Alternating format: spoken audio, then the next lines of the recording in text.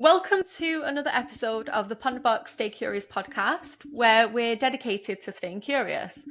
In today's episode, we're joined by Santa Barbara life coach, speaker, and author Jessie Brisendine. I hope I've pronounced that correctly. You nailed it. Great. Jessie is an internationally recognized lifestyle strategist who motivates, educates, and inspires people around the world to break through their limiting beliefs.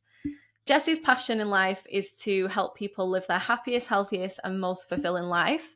And in 2019, his TED Talk titled Grief is Not a Life Sentence explored his own personal journey of grief after losing several loved ones in his life. During the talk, he posed the question, what if we didn't have to suffer after someone we love passes?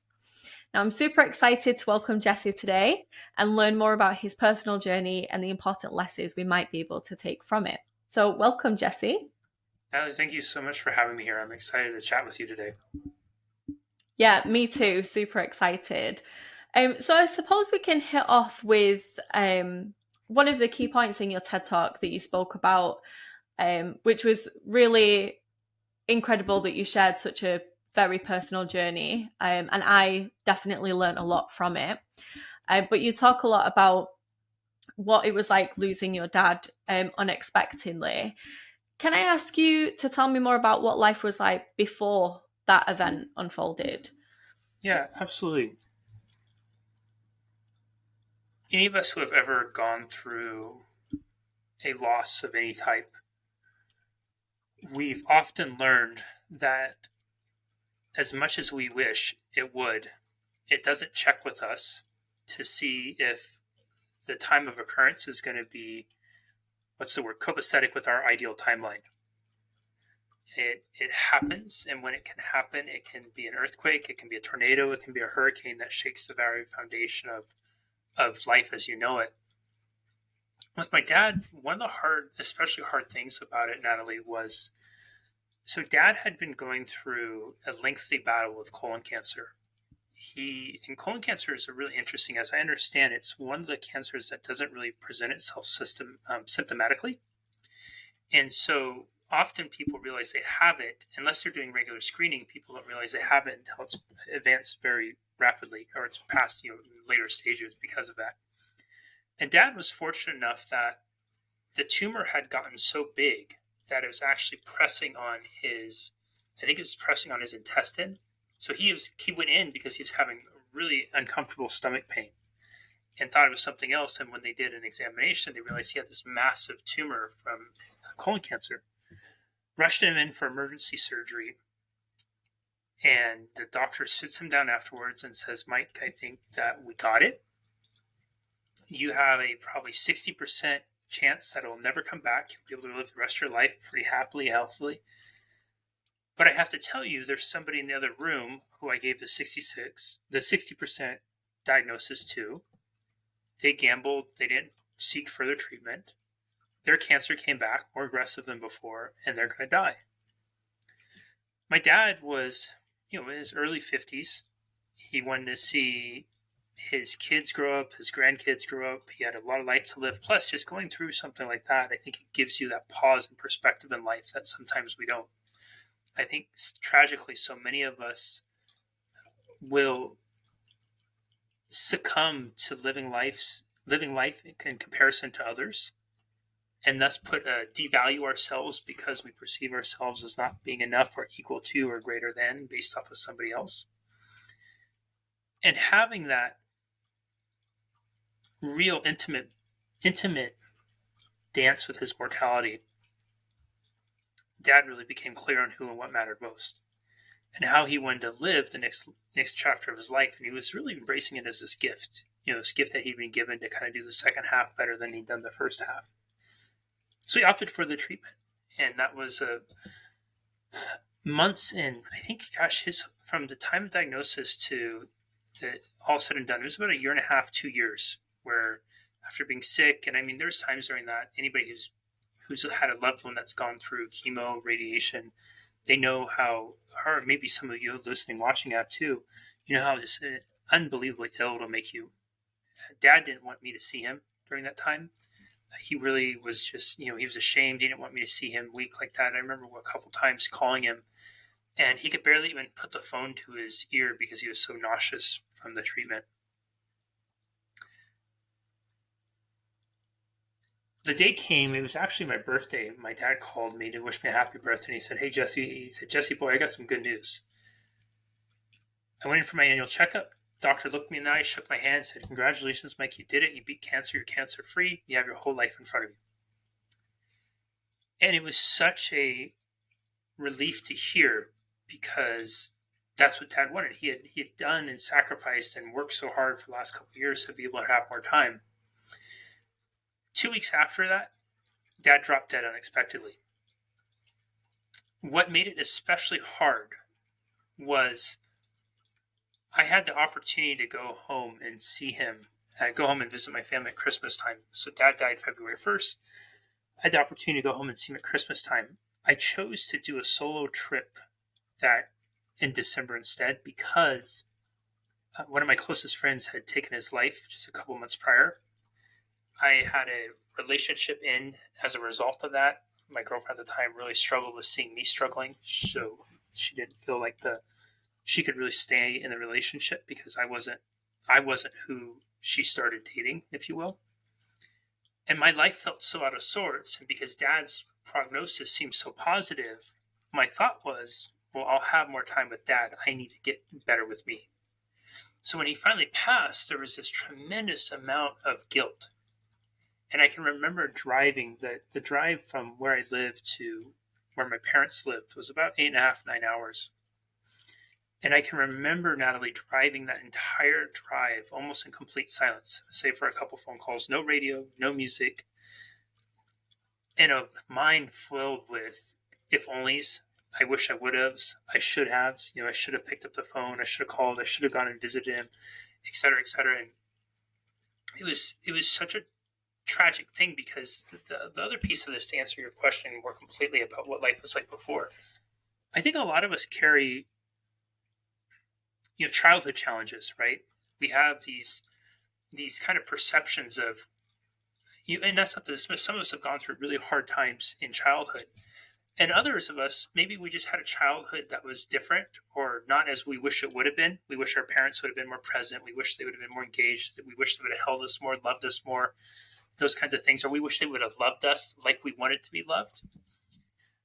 I definitely had that. My parents had a very toxic and challenging relationship.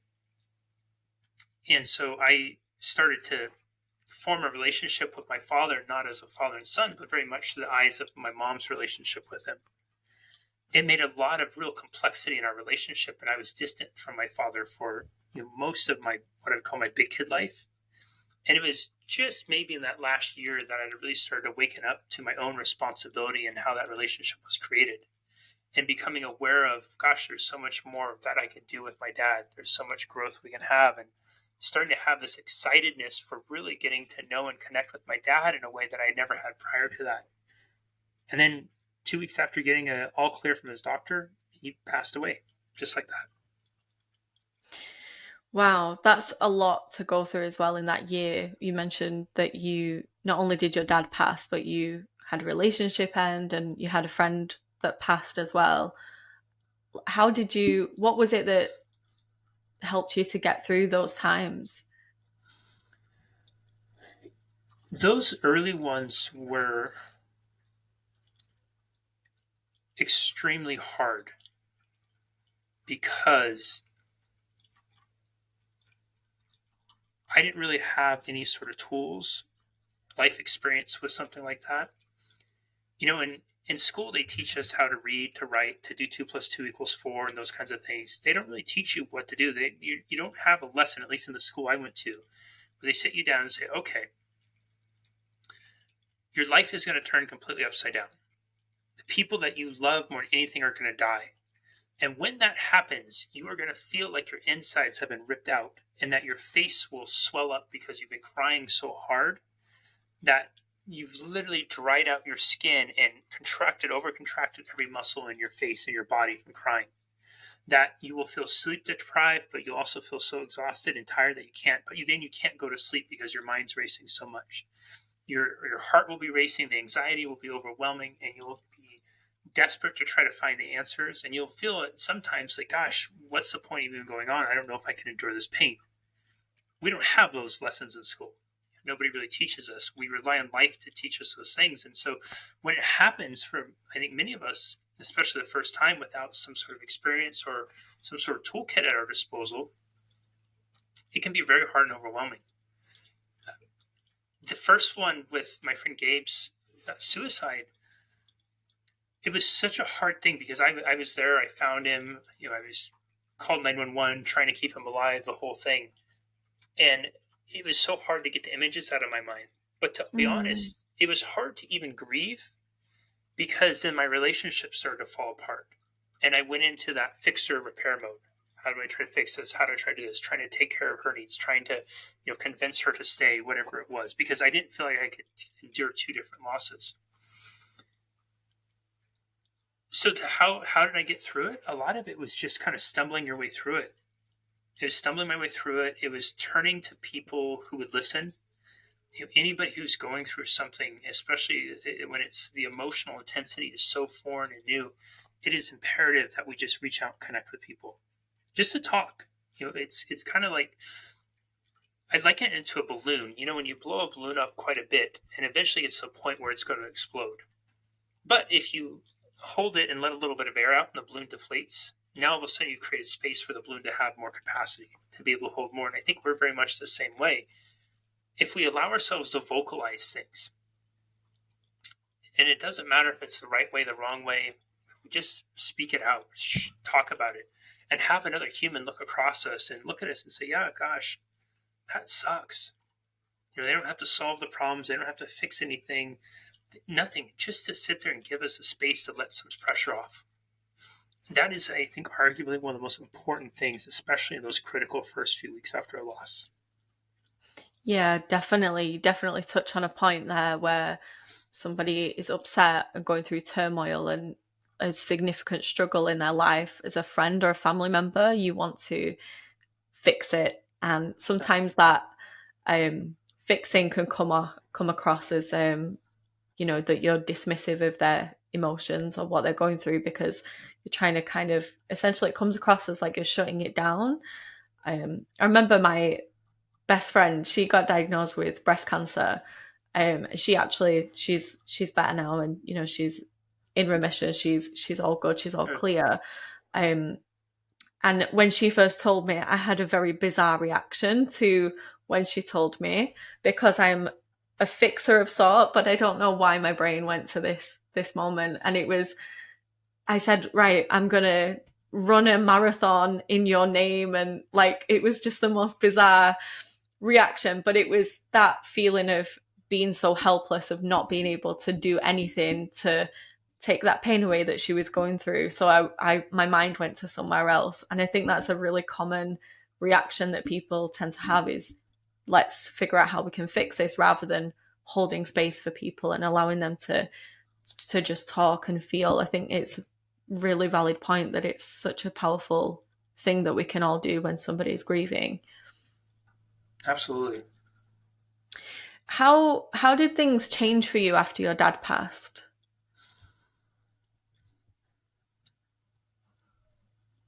I wish I could tell you that I launched into the perfect plan to figure things out, to heal. Part of what was the eventual inspiration to do the TED Talk was during those times, those early losses, the best advice, all well-intentioned, was always grief just takes time. Grief has no timeline, and that you could grieve or you will grieve for the rest of your life. I felt so horrible and so broken that the idea that I could be feeling it that way in some way, shape, or form for the rest of my life seemed like an absolute unbearable impossibility. It just seemed like, really, like, gosh, I don't want to do this. I didn't feel like I was living. I felt like I was just existing. I was in full survival mode at the time. And I remember there was a point in it where it was just so much in such a short time that I drove to the store, bought a 6-pack of beer, And I wrote one of my best friends and said, hey, I'm just writing you because I just bought a 6-pack of beer. I'm going to sit here and drink this because I just want to numb out. I want to not think. I want to just close off for a little bit. But I'm telling you because I want accountability that if I do this again, or if this becomes a habit, slap me basically. And he said, okay, I will. Thank you for telling me. I got you. But I did. I couldn't figure out. I couldn't escape and I think the challenging thing with those, especially after a loss in the circumstances of my father, and many of the losses we go through, is there's such a buffet of emotion that it's hard to sort out what from what. So obviously there's the grief, but what is really sneakily in there and is often cleverly disguised is guilt for many of us. And the guilt is feeling guilty for how we were in the relationship. And when I say relationship, it's not just a romantic relationship. It's a relationship between friendships, brother, sister, parent, child, whatever it is. We're all existing in relationships. So there'll be guilt about how we were in the relationship, maybe how we treated the other person, not devoting enough time to it, not saying the right things. The list can go on and on and on. I shouldn't have run the marathon. I should have spent more time to be there with them. It's a really wacky thing that our mind will do sometimes. There's a shame and the embarrassment, right? Those usually accompany guilt because with guilt, we have this belief that there's a better choice we should have made. In essence, we should have done better. And then we start to feel embarrassed or ashamed because we didn't do better. Sorting through all those emotions is really, really challenging. And because we don't usually have the frame of mind, the presence of mind at that time to distinguish one from the other, we kind of lump them all into, I think, what we could call the grief bucket. And that's where you start to hear people say, like, grief is this dark cloud. It's this heavy burden. It's this thing I'm carrying all the time. And it's really, I think it's a combination of things. And so when you're going through that, which I was definitely doing it after my father passed, gosh, so much of it was just about trying to get through the days. It was really about just trying to get through the days.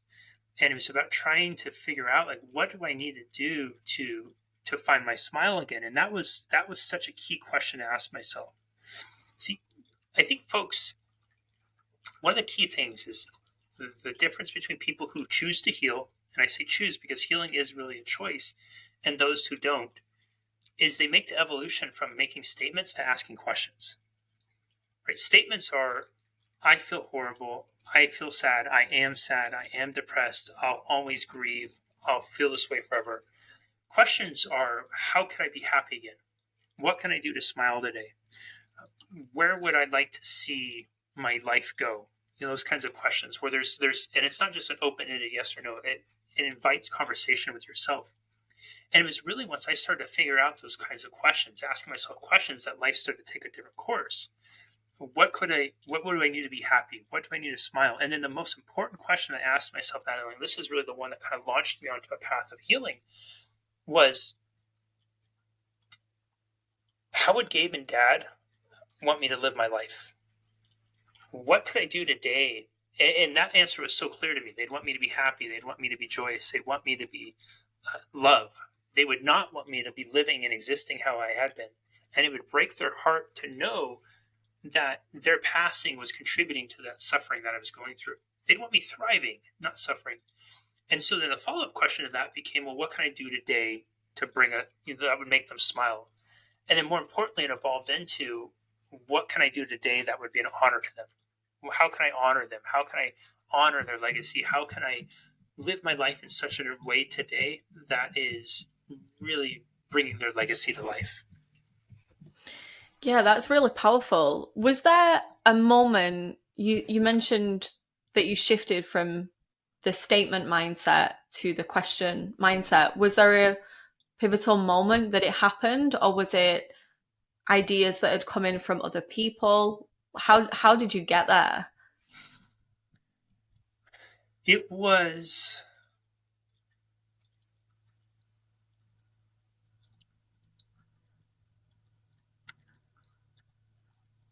one of the things that was really interesting that came of that time was I came up with this idea in 2011 to do 1,000 things I'd never done before in a calendar year. And I called it my 1 year 1,000 challenge. that idea came out of going on a hike with two friends. And after we had gone on the hike, we were going to a Dave and Buster's, and I had never been to a Dave and Buster's before. And they were kind of giving me a hard time. Have you never been to Dave and Buster's before? No, I just never have. And then so the conversation became, well, what would it be like? What would it look like if you were to do one new thing once a month for the next year? What if we were to do one new thing a week? And it kind of kept going, and we were playing with this. And then I said, well, what if I did 1,000 things I had never done before in a year? No, you can't do that. Can't do that. So kind of like with your friend, right? And you try to decide to do the marathon, you have that emotion, and emotion is ultimately just energy. And we sometimes it really can propel us when we use these intense peak emotional experiences. In many ways, it can be a slingshot, or it can be a concrete block that weighs us down. It's just going to be energy either way. So it's going to be how we direct it. Do we hold on to it and it weighs us down, or do we use it to propel us to do something we've never done before, like running a marathon or whatever it is? And to me, it was this idea of doing 1,000 things I'd never done before. And the whole driving force behind that 1,000 things was it was a year that I was going to dedicate basically to living my life in such a way that would honor Gabe and Dad. I had to do it in context of normal work. So this wasn't a bucket list year where I was going to take off and just screw around. I had to go to work, still had to do everything, normal stuff, do all those types of things. And then I had to fit in living life and doing these other things in between all of that. That was really the launching point for it, because once we had that conversation and once the idea of 1,000 things was conceived, very quickly there were more questions that became, how the hell do you even do 1,000 things? What could I even come up with that it's 1,000 things? Most of us, if we try to think about what are 20 things you want to do in the next year, we can get to 7 or 8, and then we start struggling, right? There's kind of repetitions, and then we might do more vague. Oh, I'd like to travel. I'd like to travel more. And to come up with 1,000 is really challenging. And with that, then too, as I started to ask more questions, I started to ask more questions of other people. I started to evolve out of making statements to really having open it. And statements can be a blessing and a curse. Statements that are affirming and self-propelling, really, really powerful. Statements that are limiting and isolating, they're a curse, because as you say about yourself, so will you do. Mm. Actually, as you were saying that as well, I was thinking about how, like you said, you changed from having statements even about other people, right? And that's judgment, isn't it? When you do have statements about other people, you have judgments about other people. And I find when I'm the most judgmental of others, I'm the most judgmental of myself as well. So it really does change your inward, like whatever you're saying internally to yourself, that's going to pass on to the judgments you have about other people as well, right? And it just, that's your perspective on life then, I guess, if it's what's going on Yeah, internally. Can I 100%. If we're ask feeling, you, oh sorry, go ahead. oh no, I was just going to acknowledge what you said. It's 100%. When we feel good about ourselves, we don't need to make others feel. We don't need to bring others down to make ourselves feel better. Absolutely. Can I ask, what were the 1,000 things that you did? There was so many different ones, Natalie, and I'll give you some highlights. One of them, because so much of the theme of this year was was really to find my happiness again, but also to learn to love myself. Because again, talking to your point about judgment, much of the despair I was feeling post Gabe and Dad was also in part fueled by disdain I had for myself. I could tolerate myself, I could like myself at times, but did I really love myself? Definitely not. And their losses only fueled to that. One of the things I did was to take myself on a Valentine's date solo. I had to do the whole thing, make reservations, get dressed up, go to a restaurant where they do the Valentine's Day prefix meal. I requested a table in the middle, so I couldn't hide in the corner and everything. And it had to be a day to celebrate my love. Order drinks, the whole gamut. And it was such an interesting experience. I remember one time the waitress came over. One of the waitresses came over and said, or no, actually it was the manager. She came over after I'd been there for like 30 minutes, and she said, "Okay, we're all wondering what in the hell's going on, because you seem really nice. Like, are you just a jerk? Did somebody stand up?" And I explained, and then she said, "Well, can I eat with you?" And I said, "Yeah." So she sat there, and we had this really fun conversation. And what was interesting is, you look around the restaurant. So this is supposed to be a celebration day, and this restaurant had a seating capacity probably 100, 150 people. You could hear a pin drop in there. You could hear a pin drop, and here's people supposed to be out celebrating love, because most people are doing what most people do nowadays. They go out to dinner for two, but they get a table for four because it's them and their two phones. And then their people are sitting there checking their phones. We were the most engaged conversation in the restaurant. We were two complete strangers. That was one. There was some really simple ones, like attending a church service in a different language, volunteering at a different organization, having conversation with a centurion, which is really interesting. I got to do some really cool travel ones, but my favorite one, Natalie, my absolute favorite one that I did that whole year was we created this event called International Sunrise Sunset Day. And because it started to get like a following on social media, I thought it would be a really cool thing. I'd always loved sunrises. I always loved sunsets. I have this memory of my father when I was probably 5, 6 years old, and I wanted him to go play, tugging on his arm, trying to get him to come play with me. My dad is standing there looking outwards over the horizon at the sky, and it's this beautiful sunset with the really beautiful pinks and blues. And he's just looking, and I remember him saying, "Jesse boy, just look how beautiful the sky is. Appreciate this." And I'm kind of, yeah, Dad, whatever. Let's go play. I didn't have the presence of mind, the life skill set, whatever it was, the appreciation for that, because the thing I was focusing on seemed so much more important. But I remember that, and I think that's part of what has infused this love of sunrises and sunsets that I've had now for my life since.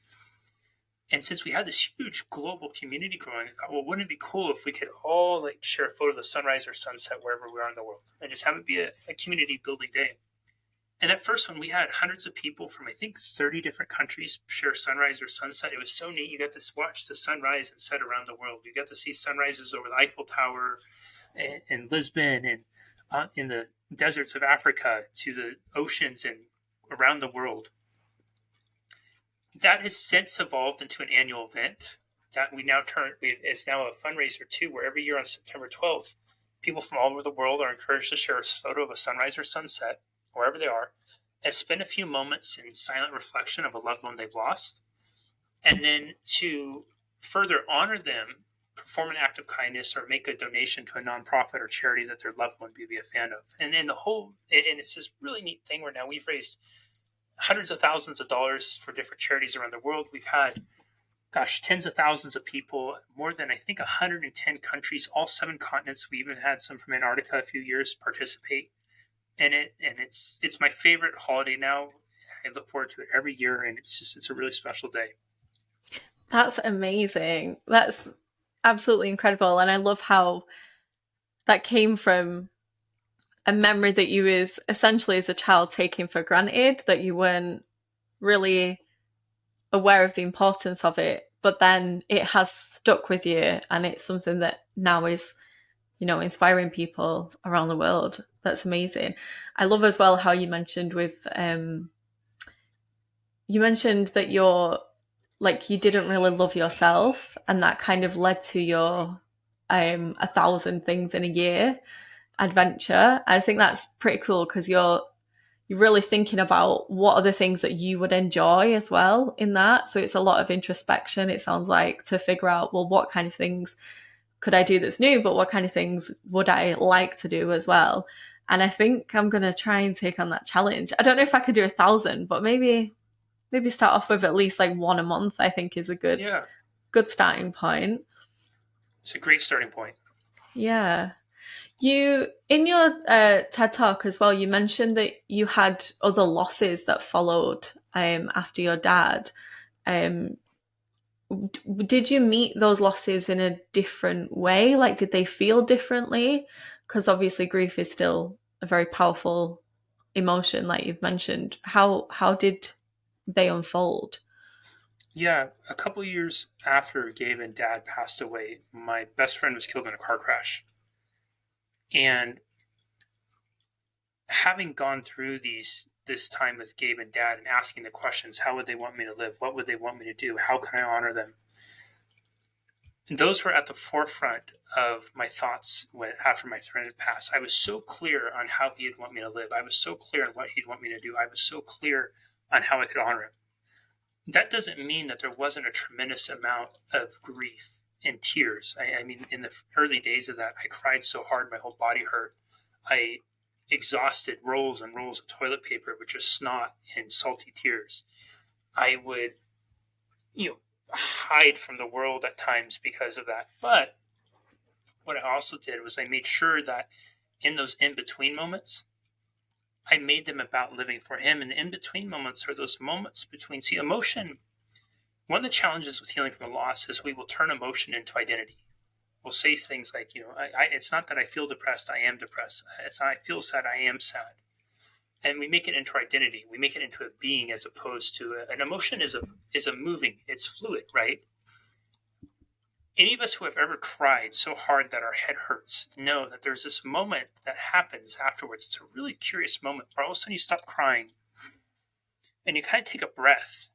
And as strange as it sounds, as weird as it is, because whatever you were just crying about was so painful, that breath, it feels really good. It feels freeing, calming, almost like there's a peace over you, just for a minute. And then there's like that voice that pops up and says, wait a minute, you're not supposed to feel okay right now. You're supposed to be sad again. That moment, it's what I would call the in-between moments. They're a transition moment where we're transitioning from a feeling we felt to a different feeling before we transition back to the other feeling. It's also likened to those times where anytime we've ever had to go to the bathroom, we're going so bad, we're doing the pee dance. We just have to go, we have to go. We feel like we're going to pee our pants, and then finally we get to go, and it feels such a relief over it. The in-between moments feel very similar, and so being intentional with those in-between moments is powerful. It's where the building blocks of healing are built on.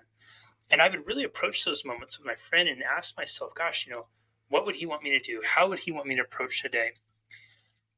And in so doing this, what I would found is after, several weeks had passed since he had passed, and I would look around and I would see myself, and I was doing much better than many of the other people. This was somebody who was my very best friend. I mean, we would spend for like the last 3 or 4 years, we were probably together every single day, travel together, everything like that, right? Yet I was doing, by all accounts, better than a lot of folks who weren't nearly as close to him. And so I started to ask the question, why is it that some people heal? Why is it that some are able to move forward and live a life after loss and others aren't? What was it that I was doing that other people weren't? Continuing on with those questions, it made handling that loss and subsequent losses I had not easier to handle because the pain is still there, but it gave me a strategy to use. Nothing other than complete denial and trying to hide from it is going to absolve you from the pain of that loss, especially those early days. And I think it shouldn't. I think that pain is a healthy thing to feel. It's never about not feeling or going through the pain. What this is about, and what healing really is it's about going through the pain and then healing from it, not having the pain become a permanence. Yeah, absolutely. That all makes total sense.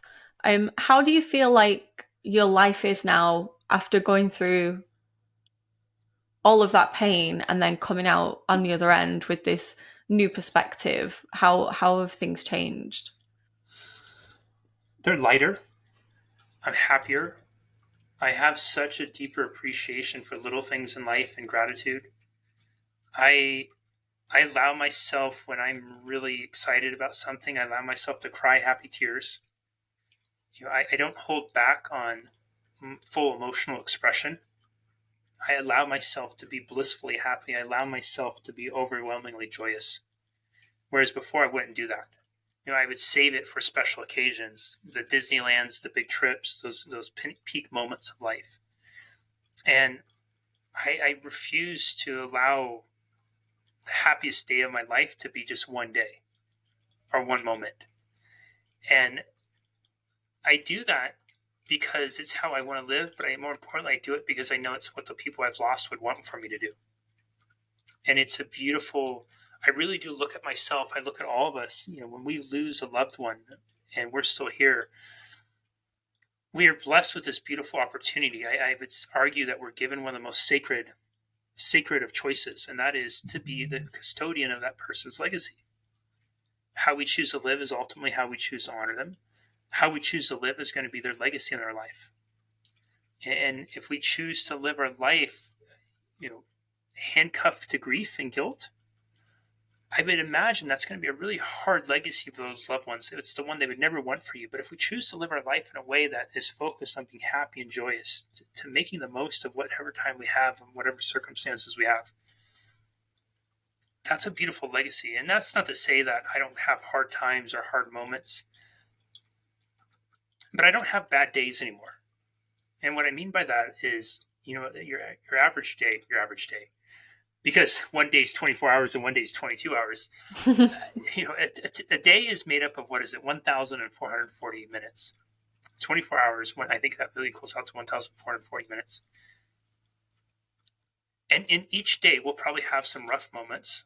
We'll probably have some great moments. We'll probably have some okay moments. We'll have a lot of neutral moments, the ones that we can barely remember. That's why I know you're a few hours ahead of me, and so you've lived most of your day, yet it's hard to remember most of the moments that's made up your day, right? We kind of go through them on autopilot. Like everybody else, I used to label my days as good or bad. I've had a horrible day, and I'd base it off of a couple moments that were tough, completely discounting all the other moments that were neutral, okay, or even some of the good ones in there. I definitely still have hard moments, but the majority of them, they're good. They're good. And when I'm really intentional about allowing it, I have a lot more great moments than bad ones. Amazing. Yeah. Yeah, definitely not pinning one single moment on, I've had a bad day. It definitely not the mindset we want to be in, because then, we're blaming one small moment. Yep. Yeah, for sure. What would you say to our listeners, especially those that have maybe gone through grief and feel maybe still stuck there? What would you say to them? A couple of things. Number one, you want to take power back. And what I mean by power back is, this isn't the sales and you snap your fingers and you're healed and you're invincible and whatnot. Power back is just, first of all, it's separating your identity from the emotion. Grief is a feeling that you're feeling. It's not who you are. And that's a big thing, because if it's not who I am, then you have space to change. If it's something who you are, if it's a place of permanence, it's much harder and more overwhelming. So once you separate that, the second thing I would say is start to have conversations with the people you lost. This is really, really powerful. And a conversation is not one that happens in here. It's one that happens in here in your heart. And what that looks like, quite simply, is if Natalie, let's say you were the person I want to have a conversation with, if you were a loved one that I lost, I put my hand on my heart and just say, hey, Natalie, how would you want me to live this moment? If you could have any wish for me today, what would that be? And you're not listening with ease. You're not listening with your ears again. You're listening with your heart, because it's an answer you'll feel. And it is so incredible how powerful this is. You will know it's a lie when it comes from here. You will know it's the truth when you feel it in here. Then, once you have that feeling, you have to take action on that. You have to be willing to act on it. And that's the key. When we feel so burdensome by grief, guilt, shame, all those things that come with loss, it can be very difficult and feel almost impossible to do something, to do the things that we should do, we want to do, we need to do. That's why we hear people say, I feel like I'm surviving. I feel like I can't just get past this. Leverage your loved one's love for you, because so much of the story already about why we are where we are, why we're stuck in suffering, why we're not able to heal, is about them anyways. Let's evolve the narrative. And what I mean by that is, part of that narrative is, I feel this way because of them. You feel this way because of your perception of what you lost with them. And that perception is the companionship, the love, the emotion that they provided to us. Really important point is, death cannot kill love. We've all had those moments where we've been traveling somewhere. Our loved ones are not in physical proximity to us. Yet when we think of them, we feel love for them. Just as the same as if they're in the same room as us. Love is not something that is limited by time, space, geographical proximity, our physical bodies in reality. It's something that we hold in our hearts, and it's often fueled by the narratives that we have in our mind. If we have a narrative that is focused on grief, it will make the narrative of love elusive.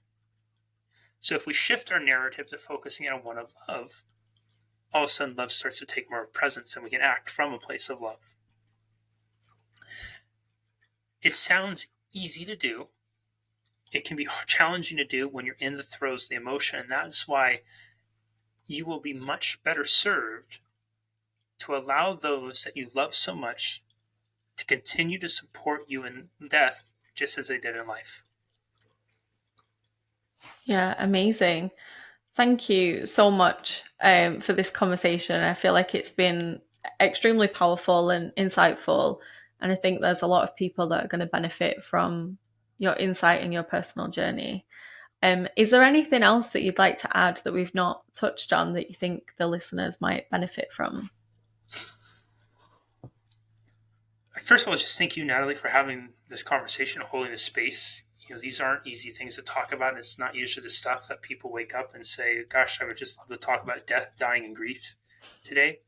And I think that's part of the reason why it's so hard for some of us to heal, because it's still, for much of human civilization, it's still a taboo topic to talk about. Again, we don't teach it in school. We try to avoid it until it's staring us in the face. And then even then we can feel compelled to want to put our hands in the sand. So thank you so much for holding the space for it, and giving people a platform that they can come to for resources and to heal. And then the final thing I would just say is just to reiterate a couple points, that healing is a choice. I know it may not feel that way at times, but assume it is. Just play in the space that if this is a choice, do I want to heal? Can I heal? Will I allow myself to heal? You give yourself a lot more power and a lot more mobility by giving yourself the freedom to consider that it is, versus that you're stuck and you're not going to be able to. Second, connect with your loved ones. It is so powerful, especially in those early days of trying to get up and do the basic things.